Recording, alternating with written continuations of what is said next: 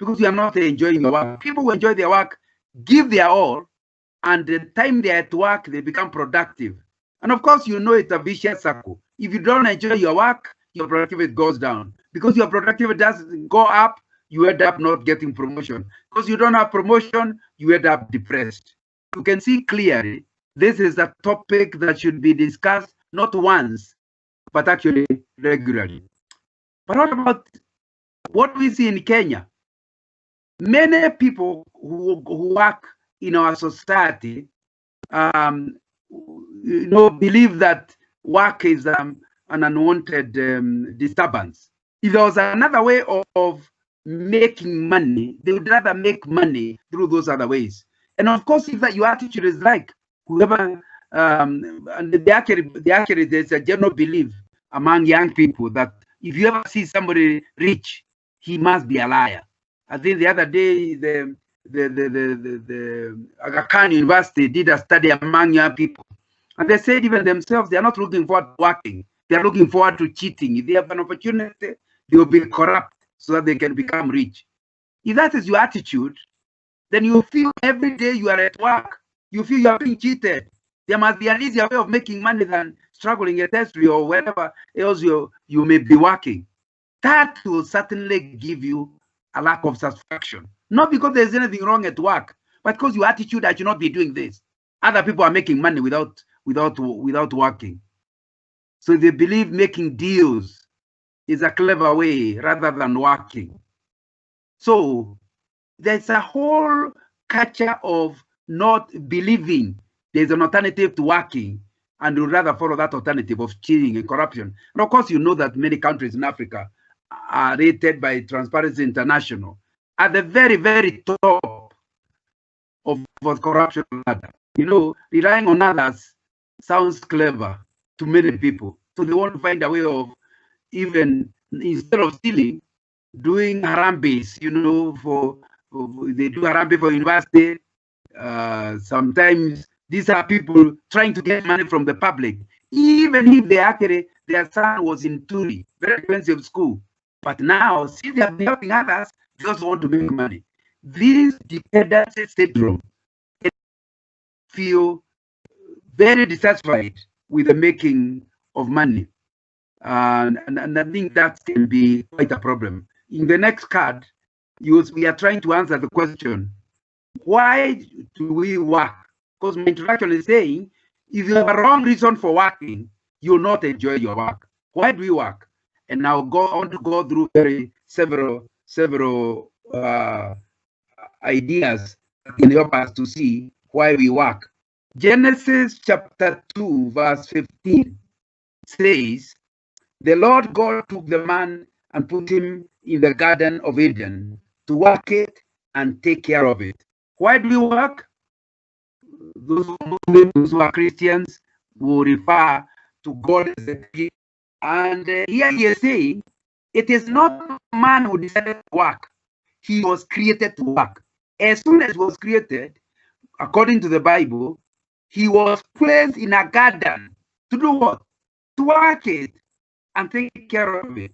So we were created to work. That tells you, if I was to pay you some money, I ask you how much are you likely to earn before you retire? Total about 3 million. And I tell you, instead of working, I'm paying you 3 million. On condition, I'll locate you in a hotel in Mauritius, a beautiful island. And if I ever hear that you have worked, I will remove the money from you. But now I'm putting money there. I'll pay for your expenses in the hotel, but you must be totally idle. You are not allowed to do anything creative. After all, you are working to make money. Now I want to pay you not to work.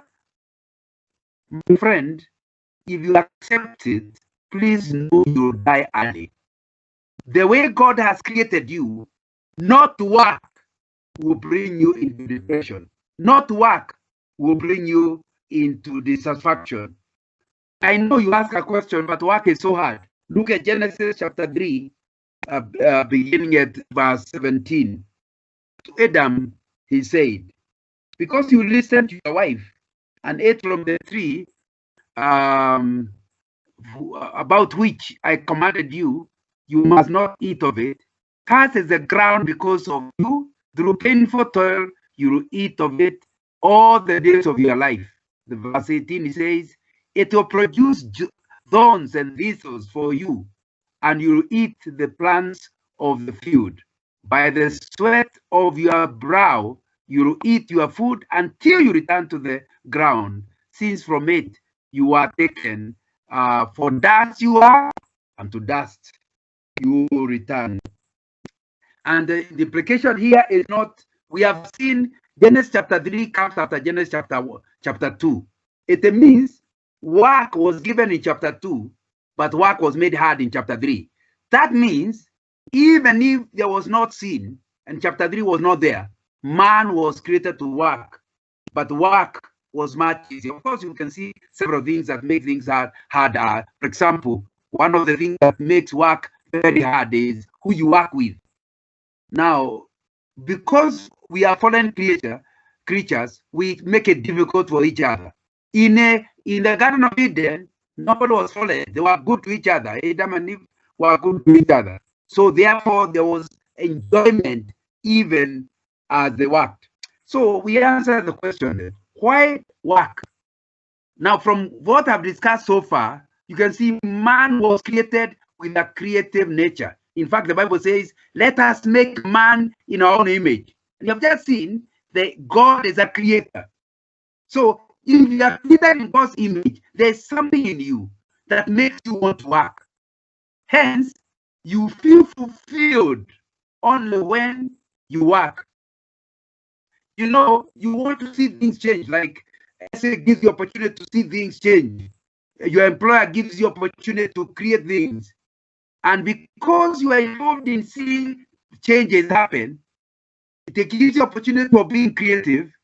And in the process, when you see what you have produced, either a service or a product, it gives you, like you are dealing with a client and he is mesmerized with the troubles. You go there, you sort it out, you look at his face, rejoicing. That night you sleep like a baby, because there's something in us that makes us enjoy making a difference for ourselves and for others, and especially participating in making the difference. You know, what we are actually saying, he works to get fulfillment, not just to earn money. Every man works. And that's why I told you that if I paid you to go and do no work, my friend, I'm killing you. It's very important to understand that the reason why we don't, I'm still dealing with the subject, the reason why we don't enjoy our work is because we have wrong attitude. If you started having the attitude you are created with, you will start enjoying working and you'll start enjoying what you are doing. So that's the first thing, attitude to work.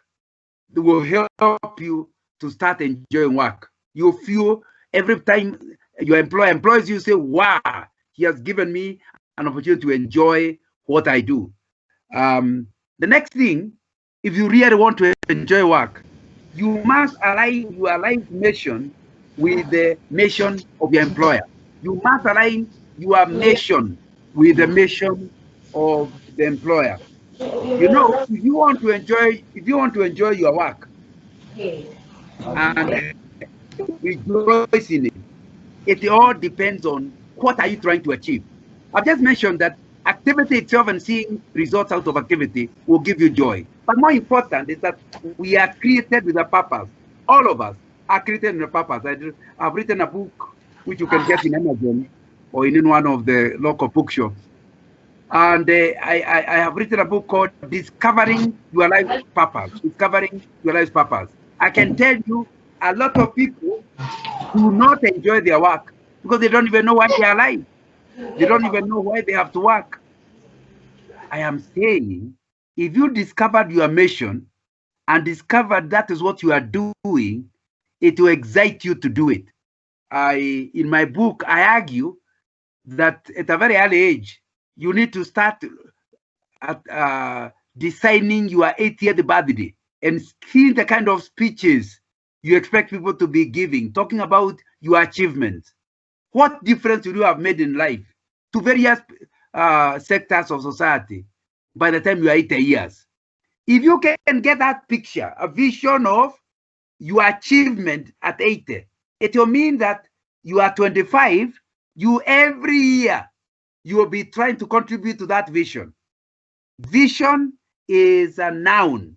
Vision is like an architectural drawing. Even before you have built the house, you ask the architect to draw a house where you have 2 boys and 2 girls and a wife and a servant's quarter. You draw it. These days they do it even in the 3 dimensions, so you can see the children running in between. The moment you can see the completed picture, saving becomes very easy. Looking for a mortgage becomes easy. It motivates you. So you need to, first of all, understand what your life's mission is, so that from then onwards, it excites you to see yourself reaching that mission, achieving that mission, so that your work becomes a means to achieving your vision and mission. Vision, I said, is the completed building, what you have achieved. Mission is what will you do in order to achieve it. Now, once you are clear about your vision, then you need to ensure that you align whatever work you do with that vision. So the question you ask yourself is this: does my company's mission align with mine? Put it differently, is what I'm doing in order to bring profit to my employer also at the same time assisting me in order to reach my mission? If the answer is yes, you'll be waking up very early every morning, running to work, because you are not just meeting the employer's profit, you're also meeting your personal vision and mission. The same thing with your department. Ask yourself, my department, am I in the right department? Is what I'm doing in the current department really assisting me to live my life's calling, my life's mission?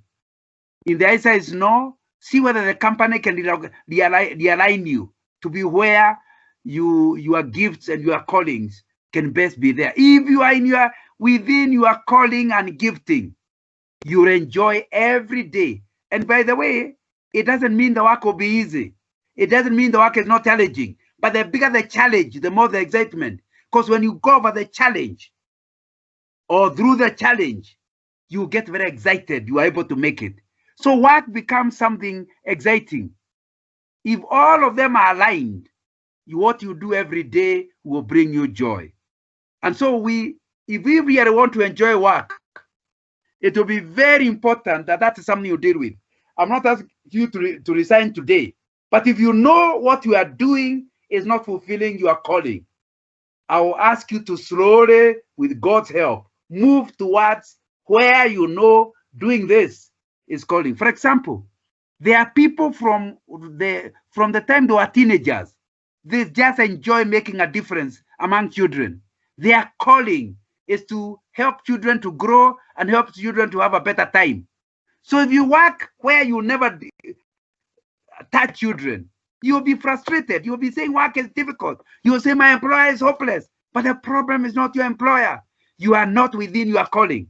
When you do things that touch your nerve, that make you excited, that you feel I'm doing what I was created to do, you are certainly going to be somebody who is going to be excited every day. We are still answering the question, what will help you to enjoy your work?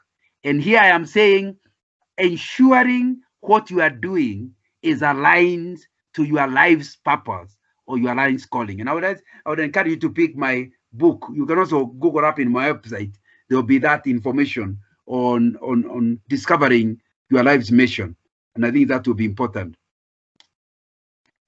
Next, if you really want to enjoy your work, you need to check your motivation. Is it internal or is it external?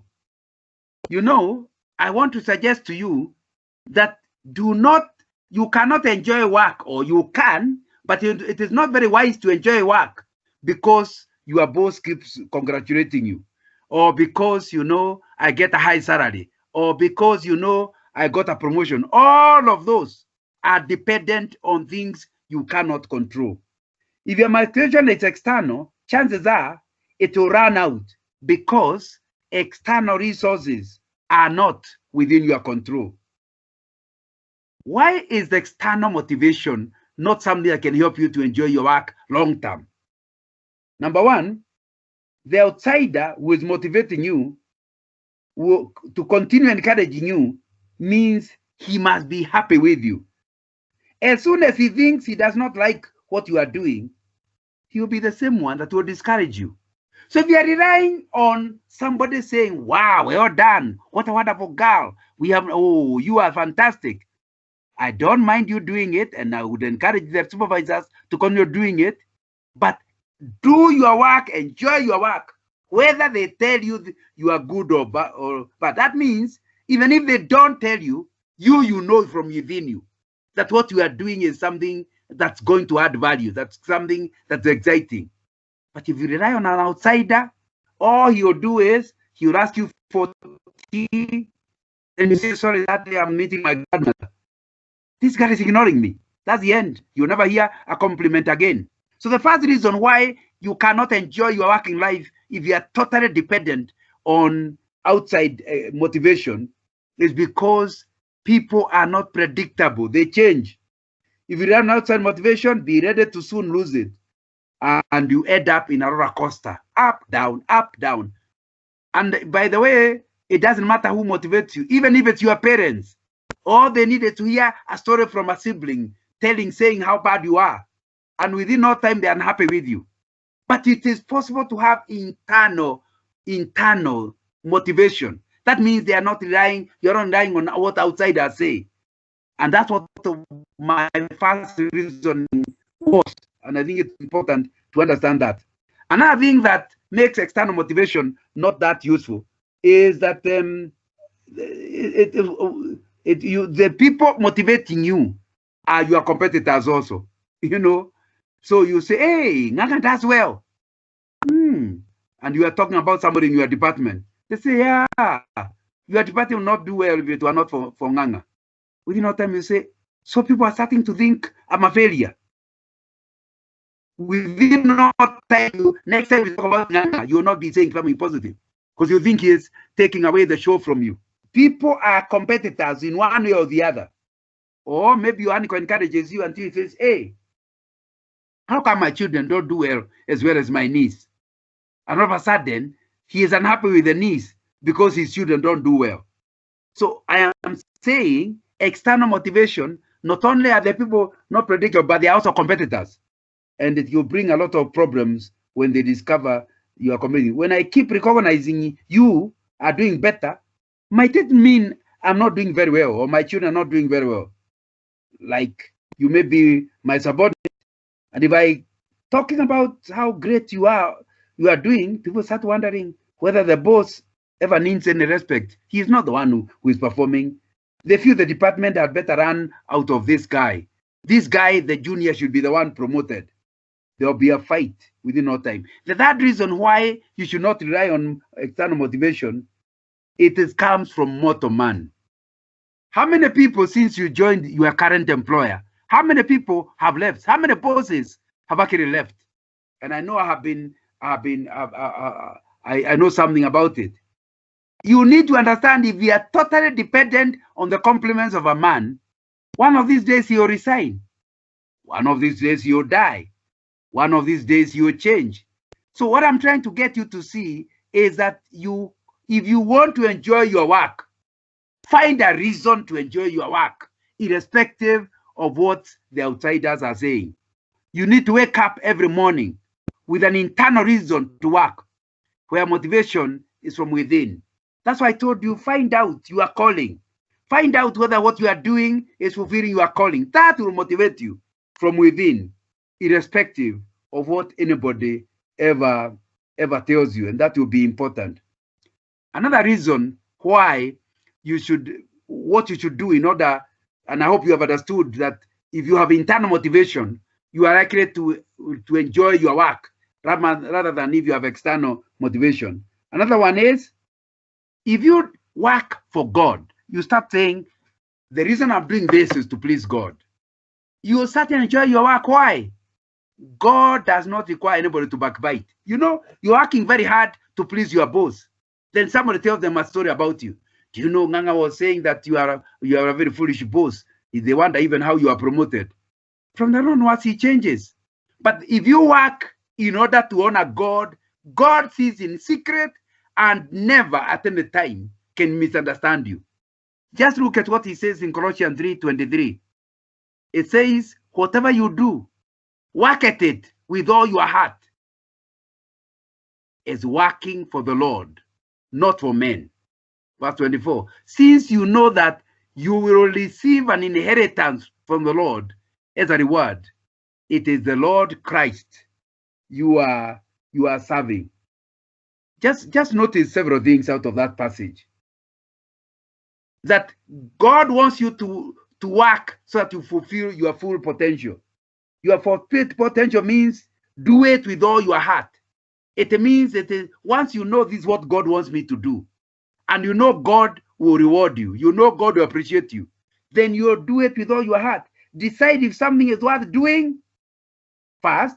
Once you agree it's worth doing, before starting it, then your heart will be in it.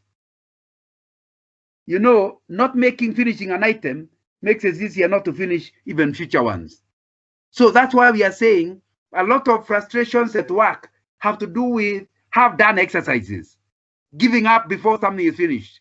The excitement comes out of seeing the final product or the final service and seeing the smile on the client or the customer. That's what will give you. So the process, you need to enjoy the process and the end. How will that happen? When you keep trying this and drop, you try that and you stop, you do not put everything together. There'll be a problem. You are motivated if working for the Lord, not for men. And I've said that enough. You know, there's a Kikuyu saying that says, "Kaega tumene ide, which in English means, if you are sent, if you see a boy running to the shop in the village, if you see a boy running to the shop, you can always tell of course it's male chauvinism. You can always tell the boy that has been sent by the mother and the one sent by the father. If a boy is sent by the father, he runs. So then the Kikuyu saying is, why don't you do this task like a boy sent by the father? Because the moment you realize the one you are pleasing recognizes you, and it's God, your father, you will certainly go like a boy sent by the father. You will receive an inheritance from your father in heaven and a reward, and not from another supervisor. Now, the moment you get that internal motivation, because God is the one motivating you, there will be no dull day in your life. And so you need to ask yourself, is what I am doing really sent by God? Am I fulfilling a calling from God? Can I say, like some pastors say, I was called to the ministry? Can I say I was called to where I'm employed? So what I'm doing, I'm doing ministry. I am serving the Lord. That's really what will excite you. Another thing that will excite you is to stop comparing yourself with others. Because if you compare yourself with others, you will never be like them. You might beat me here, I'll beat you there. Lot of the dissatisfaction at work has to do with because of comparing yourself with others. You know, you need to understand that we are like different chemicals and boiling points. You know, I don't know, I haven't tested, but water, I know, boils at 100 degrees centigrade. Porridge, I assume, requires a higher temperature. For example, maybe 120, I'm just guessing. But milk does not require such heat. It can boil even if 50, 60, and it's already boiling. I assume I see milk boiling much faster. No, let's make an assumption that milk will boil at 50, water at 100, porridge at 150. Let me tell you something. If porridge starts comparing itself with milk, then at 110, it's going to be very, very proud. But you see, it was created to boil at 150. So at 110, 120, it's a lukewarm. In the book of Revelation, Jesus says that he will spit you out if you are lukewarm. he wants you to be either cold or hot. So when you compare yourself with others, you are not fair because nobody is like you. We are all unique. So somebody may be doing better than you. That's none of your business. You are not created like him. I normally encourage people to compete with themselves. Check yourself. You are unique. Check yourself. Ensure every month you are doing better than the previous month. Ensure every year you are doing better. So even if nobody compares you, you can see my productivity last year is not as good as productivity this year. I'm on a upward going curve. And that will keep you excited. And that's very important. I learned that way back in 1960s when you got a British headmaster who told us he would stop giving us positions in class. He said, it's useless. Don't compete with one another. And from 1968 to date, I have never been placed in a position where I'm being shown I'm better than so and so. He taught us when I was in high school in late 1960s, the headmaster taught us you can compete against yourself. So that means every term we'll get marks. We'll be shown this is the mark end of term result.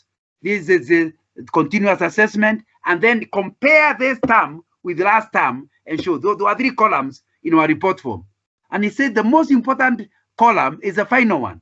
Are you improving or going down? So you will be very excited. You may, if you are being compared in class, maybe you would have been number 10. But because you have been improving continuously, it motivates you continuously, although you are not the top. And anyway, we didn't know who is the top. Maybe you think you'll fail. But the truth is, in our time, when I did my Form 4, 50 years ago or so, the results used to appear in the Nation newspaper. And we had our first division, second division, third division. When the results came, I was out of a class of 105.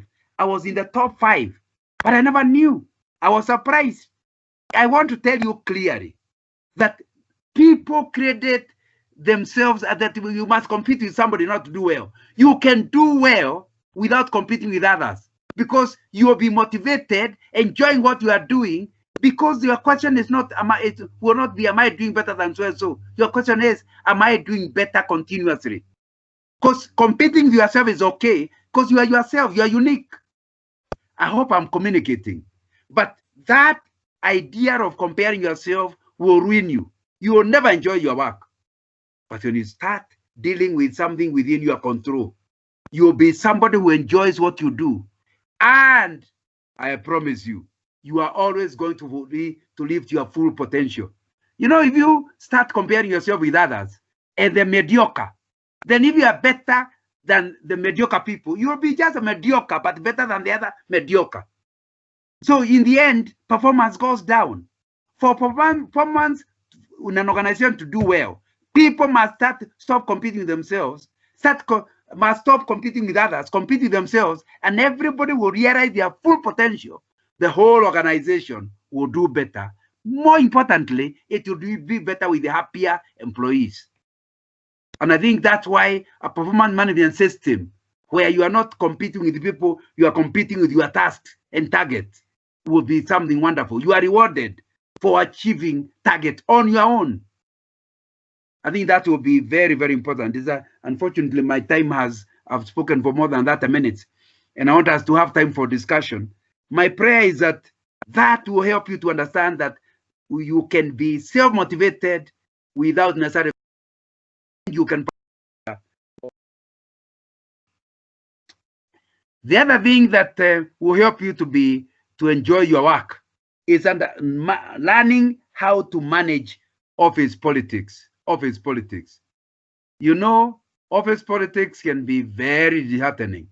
You know, there are people who feel like they are anointed to be backbiting and talking things. You know, the first thing people do is, instead of working, they become bootlickers. Who are bootlickers? Bootlicker is a person who allocates himself the job of pleasing the boss. That's what we call bootlicking. You know, boss, may I clean the shoes? They're not as clean. Boss, may I bring you tea? Boss, may I? That's not in your job description. But there are people who are like that. The trouble is, sometimes after doing all that, your performance is low. The boss whose boots you have been trying to lick, discovers you're not a performer. When he promotes somebody else instead of you, you'll not sleep for a whole week. My friend, you need to manage company politics. Don't be among the people doing boot licking.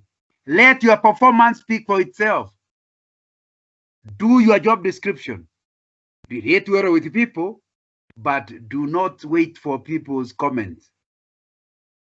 Another one is people that are involved in company politics and backstabbing. Boot licking, you'll be annoyed when the boss doesn't recognize you are leaking. Backstabbing is where you keep telling the boss these strange things about a friend. In other words, I think you are my colleague. I think we like each other. I think we are team members. But when next time the boss calls me, he says something and I say, wait a minute. The only person I have told that is Nganga. How could that information reach the boss? You know what happens? You are destroying your working environment. You will not enjoy work. Because the moment I discover you are backstabbing means you are hiding something at the back. And when I look another direction is when you stab me. Then you start saying, hey, who stabbed you? Who stabbed you? And you are the one who stabbed me. Now, we are saying when you do that, initially, you have friends. After some time, you lose the current friends, you lose the current friends you're having, and even the future ones will say, hey, don't, so-and-so, Nganga, watch out. Backstabbing poses the working environment. And when it does, you also will suffer in the process. The worst of them is people who are defensive, never accept when something goes wrong. Do you know even supervisors who want to work with someone, they don't have to begin a whole debate when they fail. They are not looking for somebody to blame. When they are wrong, they say they are wrong. When they don't know who is wrong, they say I don't know. They are not involved in blame game. Now, if you create blame game, whoever you are blaming will end up unhappy with you. And in the end, I keep telling people, the moment you have somebody to blame, it stops you from working on your weakness. The moment you have somebody to blame, it stops you from being productive. And I told you the thing that keeps you happy at the place of work is to see results. When what drives you is to see results, your results will not be there. It is true, you have been promoted. It is true, you have gotten a higher bonus, but inside yourself, you can see you have not performed.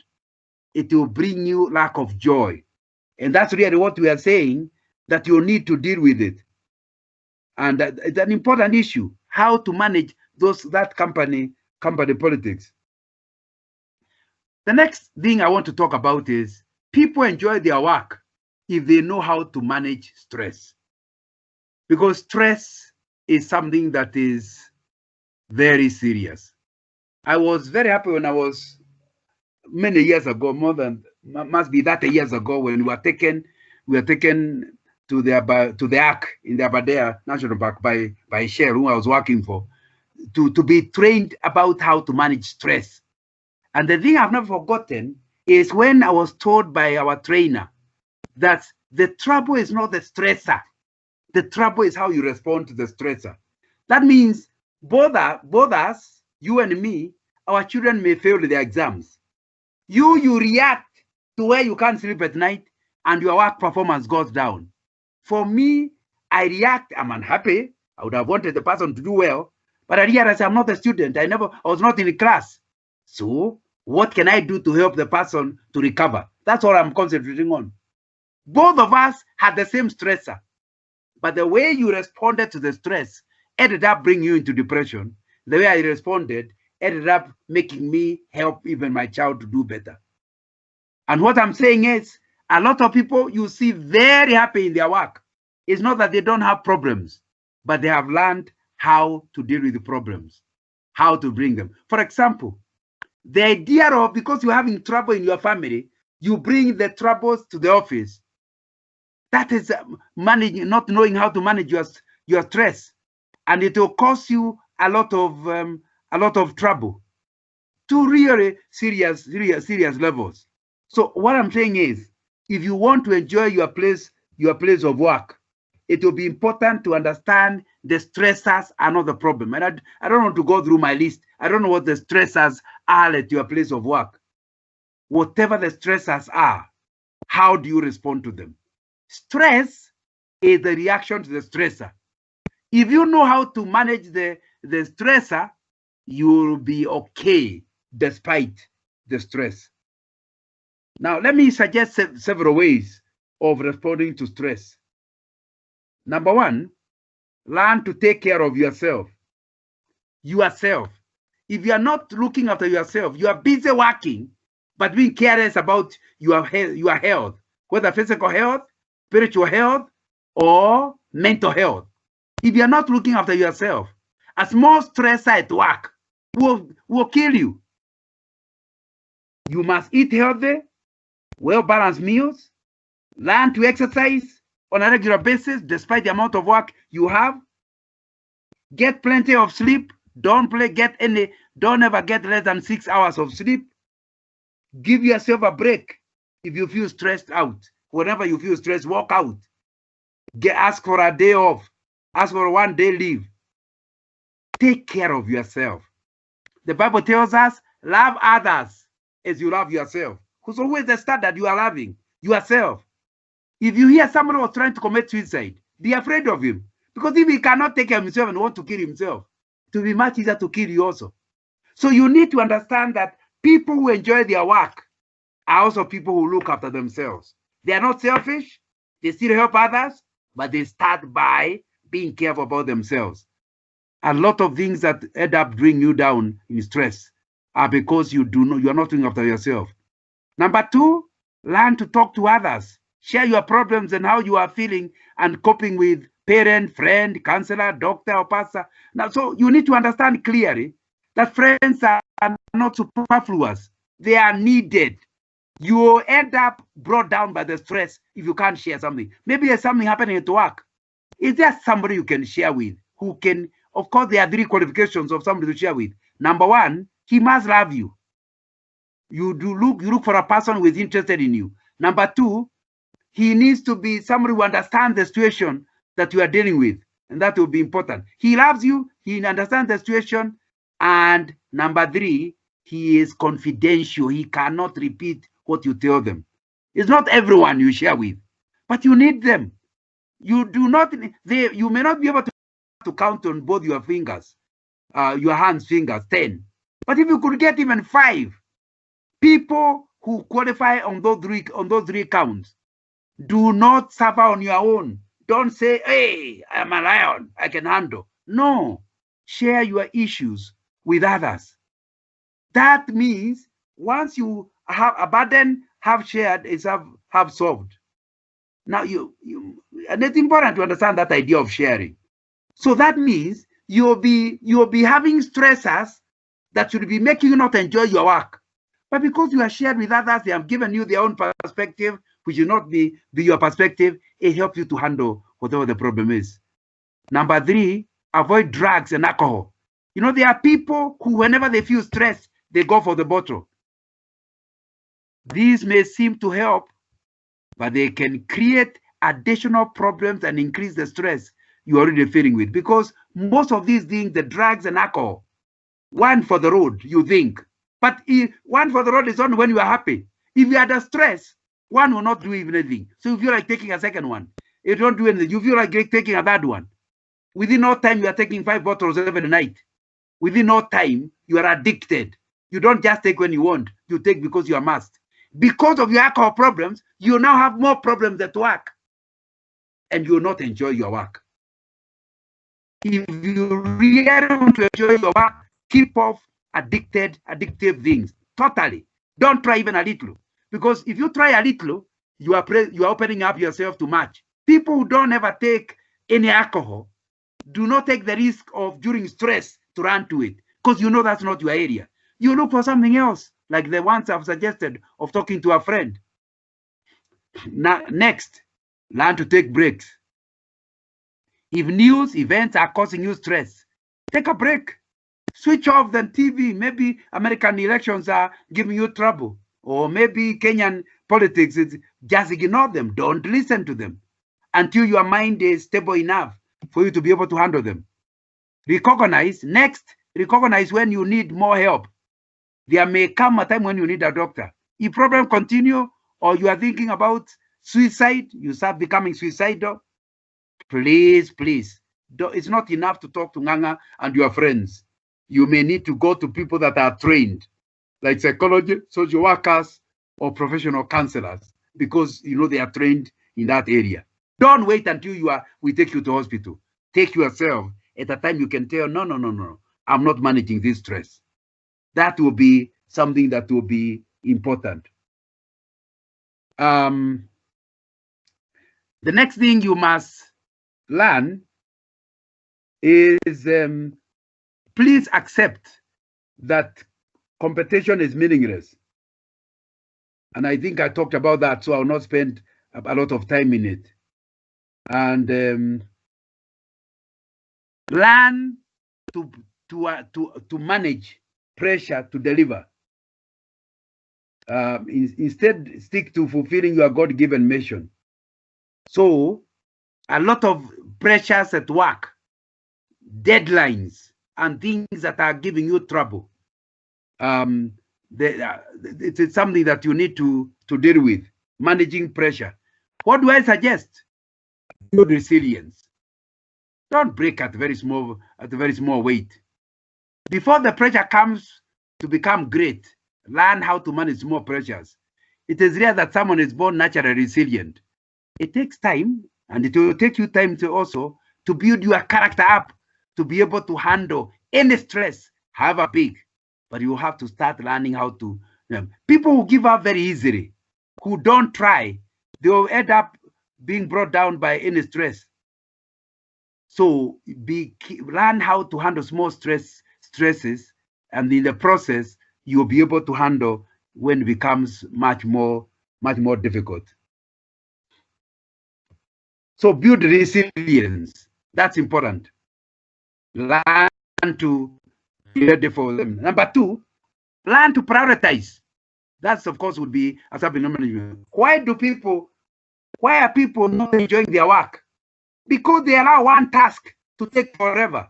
They don't know how to prioritize. And because they don't know how to prioritize, it ends giving them problems. You must learn how to prioritize what should be done first. And when you do it, celebrate early wins. Celebrate early wins. That will be important. What's an early win? God created the world in 6 days, but he never waited until the 6th day to rejoice over what he had created. At the end of the first day, he looked at it and said, it's good. Second day, it is good. So learning prioritize means you play things that can give you quick wins. That will motivate you to do the rest of what is remaining. Because you don't just say, I have not finished the task, but break it into small bits. Prioritize the ones that come first. And in the process, you end up managing the pressure that is coming. Next, I've already referred to this. Take time to recharge. No one stays on the treadmill forever. Find the ways. That's why it's important. The Englishman who created the work culture in Kenya said, you must take a break every 2 hours. You come to the office at 8, at 10 o'clock, break and have tea. Don't take tea with working. Walk to a place and take your tea with somebody else for 5 minutes. Don't take a lot of time. But that break, the white man said, the Englishman said, a change is as good as a rest. So you'll see somebody being able to do a lot of things. And it's all because he has learned how to take time to recharge. So you start work at 8, by 10 o'clock, you're having a break. You work another 2.5 hours. You take a 1 hour lunch break. You work another 2 hours. 4 o'clock, you take a break. You work another 2 hours. 6 o'clock, you take a break and go home. It's important to create breaks. The same thing, you work in a week, have a weekend break, and don't carry work home. Don't work at home. You see, economists talk about something called diminishing returns, the point of diminishing returns. When you work without a break, you reach a level where every additional hour, you get less return. And because you are getting return, it frustrates you even more. So you can't enjoy work. Taking time to recharge will help you to be on a continuous productivity curve. By the time you want to, your productivity starts going down, you're already home. You don't want to work. Next, learn to seek support. And I've emphasized this quite a bit. Learn to seek support. You do not have to handle things by yourself. You can reach out for help. And I think that's where delegation comes in, and sometimes, of course, you may need a therapist who can help you. But I think that will be something that is important to deal with. And finally, foster healthy responses. Like Christians call it quiet time. Create a time when you are not discussing work, you are thinking about yourself, you are thinking about God, you are reading the Bible. We call it a quiet time. You go to a place you don't want any noise. You are just thinking on your own, meditating. And as long as your meditation is just, it's not just keeping quiet. There must be, that's why we encourage people, you read the Bible, then you meditate of what the Bible has said. Don't open up your mind to demonic control. It's important when you talk about meditation. So these are healthy responses to the issues you are dealing with. And then set boundaries. You must set boundaries. For example, don't carry work to your bedroom. You set the boundaries. This is the time for work. This is the time to sleep. The boundaries, that's one way. Boundaries are also so-and-so is discouraging. I only talk to him on weekends. You are putting boundaries. With the phones and laptops, and you feel like you must be available 24/7. How come we were still existing without mobiles? Put your mobile in a place for a while and tell people to text. Then when you wake up, you are text. There are people who even want to use their mobile when driving, as if the whole world will calm down. Let people text you or see a missed call. When you reach where you are going, you now reply or your missed call. It will take you extra shillings in the sense that now instead of him paying, you are the one paying. But it will allow you to have breaks, set boundaries, and stick with your boundaries when you set them. And then I wanted to finish by talking about scarcity mentality and abundance mentality. I don't think I have enough time to deal with that. When I talk about scarcity mentality, it's this thing that creates competitive spirit, where you feel like there's not enough. If somebody gets food, I'll miss it. No. Scarcity mentality is not the real thing. Abundance mentality is where you realize there's enough for everyone. Now, because there is enough for everyone, if somebody gets a promotion before you, you don't give up. You know that if this company is improving, they'll require more managers. So I'll be the next. So don't end up being eaten by jealousy. In abundance mentality, and that will be important. So I would encourage you to have modern mentality. And then finally, learn work-life balance, which I've run out of time to do. I've been talking for 51 minutes. We still have, I was given an hour, so we still have about 9 minutes for discussion. So the meeting is open for discussion. Back to you, Ronald. Yeah, thank you.